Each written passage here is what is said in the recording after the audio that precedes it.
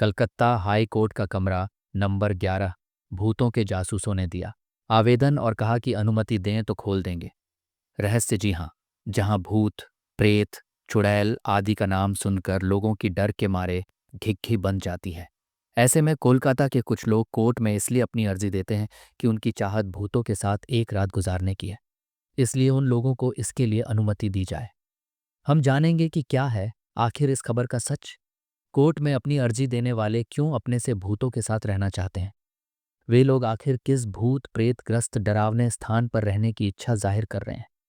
वे लोग हैं कौन जो भूतों के साथ रहना चाह रहे थे? वे कोई तांत्रिक हैं या कोई और? क्या कोर्ट ने उनके आवेदन पर विचार किया? क्या वे लोग भूत के संग सारी रात रहने की अपनी अभिलाषा पूरी कर पाए? जानेंगे वह सब कुछ जो इस खबर से जुड़ा हुआ है। तो आइए चलते हैं मुख्य खबर पर।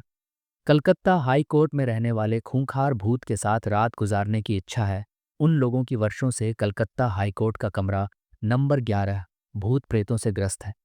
इस स्थान पर भूल से भी कोई नहीं जाता, क्योंकि ऐसा कहा जाता है कि जो भी इस जगह जाता है तो उसे वहां का भूत गायब कर देता है। लेकिन इसके बाद भी कुछ दुस्साहसी लोग उस भुतहे कमरे में रहना चाहते हैं। वह लोग संभवतः यह देखना चाहते हैं कि वहां भूत नाम की कोई चीज है भी या नहीं। लेकिन आपको बता दें कि कोर्ट में भूतिया स्थान पर जाने के लिए आवेदन देने वाले व्यक्ति सामान्य नहीं, बल्कि वो ऐसे विशेषज्ञ हैं जो भूत प्रेत पर अध्ययन व शोध कार्य किया करते हैं। ये घटना 2022 की है, जब देवराज सान्याल की घोस्ट बस्टर की टीम ने कलकत्ता हाई कोर्ट में आवेदन दाखिल किया कि वे लोग कोर्ट के कथित भूतहा कमरा नंबर 11 में रात बिताना चाहते हैं तथा इसकी वास्तविकता का पता लगाना चाहते हैं। इसके लिए उन्होंने उस समय हाई कोर्ट के मुख्य न्यायाधीश प्रकाश श्रीवास्तव को रजिस्टर जनरल के माध्यम से एक आवेदन भेजा, जिसमें उनसे निवेदन किया गया कि वे लोग हॉन्टेड हाउस कहे जाने वाले कलकत्ता हाई कोर्ट के 11 नंबर कमरे में रात बिताना चाहते हैं।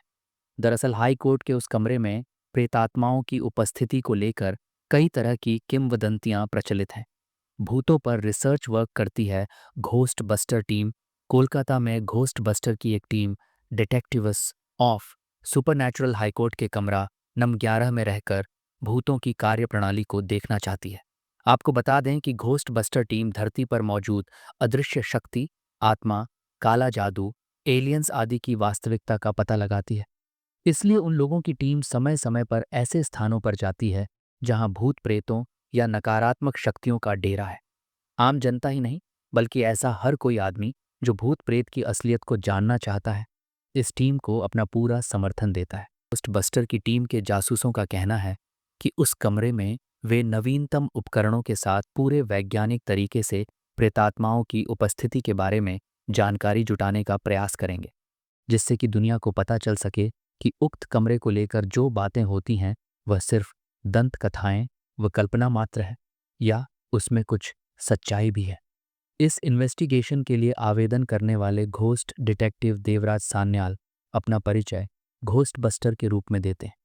उनका कहना है कि वे परिष्कृत एवं अत्याधुनिक उपकरणों के साथ काम करते हैं, जिसकी सहायता से वह यह पता लगाने की कोशिश करते हैं कि कहीं कुछ रहस्यमय या अस्वाभाविक तो नहीं घट रहा है। उसे तर्क की कसौटी पर पूरी तरह से कसने के बाद ही वे किसी निष्कर्ष पर पहुंचते हैं। देवराज ने दावा किया कि भूत प्रेतों के मिथक को उनकी टीम ने कई जगहों पर तोड़ा है। किसी स्थान पर प्रेतात्माओं की उपस्थिति को लेकर देवराज के अपने तर्क हैं। कुछ लोग उनसे सहमत हो भी सकते हैं और कुछ लोग नहीं भी।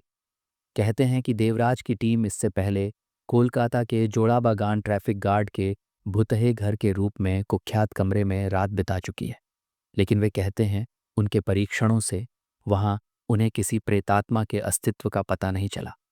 देवराज सान्याल करते हैं यह खतरनाक काम। भूत प्रेत आदि पर खोज कार्य करना आसान काम नहीं है, बल्कि ऐसा करना अपनी जान पर खेलना है, क्योंकि किसी को नहीं पता कि वह जिस खौफनाक क्षेत्र की सत्यता का पता लगाने जा रहे हैं वहां कुछ भी अनहोनी हो सकती है और किसी भूत के चंगुल में फंसकर जान भी जा सकती है। लेकिन पूरे साहस के साथ देवराज सान्याल और उनकी टीम ऐसे खतरनाक कार्यों को अंजाम देती रहती है।